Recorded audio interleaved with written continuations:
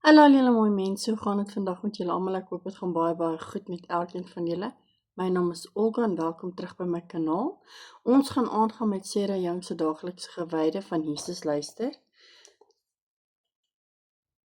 En vandag is dit die 23ste Maart, so kom ons kyk wat is versies ons vandag moet saam lees. Die eerste een is Romeine 5 vers 3 en 4.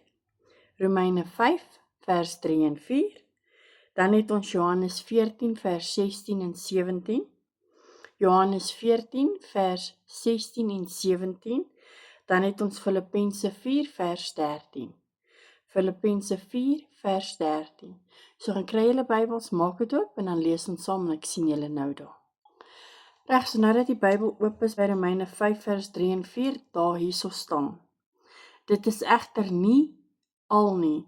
Ons verheug ons oor in die swaar kry, want ons weet, swaar kry kweek volharding en volharding kweek egtigheid van geloof en egtigheid van geloof kweek hoop.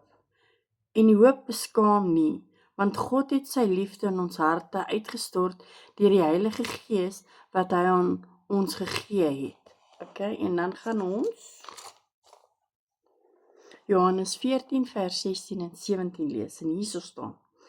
Ek sal die Vader vra en hy sal vir julle 'n ander voorspraak stuur om vir ewig by julle te wees.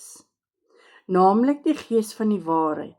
Die wêreld kan hom nie ontvang nie omdat hulle hom nie sien nie en hom nie ken nie, maar julle ken hom omdat hy by julle bly en in julle sal wees.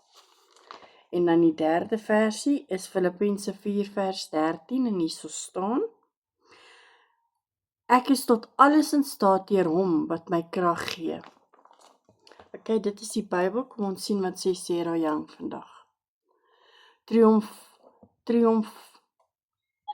Triomfantelike Here Jesus, help my om my te verheug in my swaar kry, om waarlik te glo. Swaar kry kweek volharding en volharding kweek egtigheid van geloof en egtigheid van geloof kweek hoop. Dit is so bemoedigend om te weet dat pyn en probleme inderwaar seëning kan wees wat my meer hoop gee. Ek besef egter dat dit nie outomaties gebeur nie. Ek moet met die Gees saamwerk wanneer hy my deur tye van swaar kry lei. Volharding is deesdae 'n skaars eienskap. Soos baie mense soek en verlang ek ook na 'n vinnige, maklike oplossing. Maar U wys my in U woord dat uitgerekte tye van teëspoed wat met vertroue en geloof in U aanvaar word, my karakter vorm en my meer soos U maak. Dit berei my voor vir die ewige probleemvrye lewe saam met U.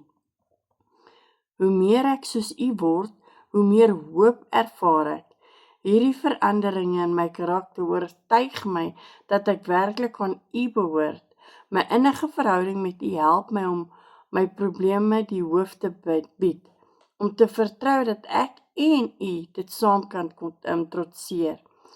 En die stralende hoop op die hemel skyn oor my en verseker en bemoedig my. In die glorieryke naam, Amen. Baie dankie aan elkeen van julle wat hier was vandag. Ek waardeer elkeen van julle.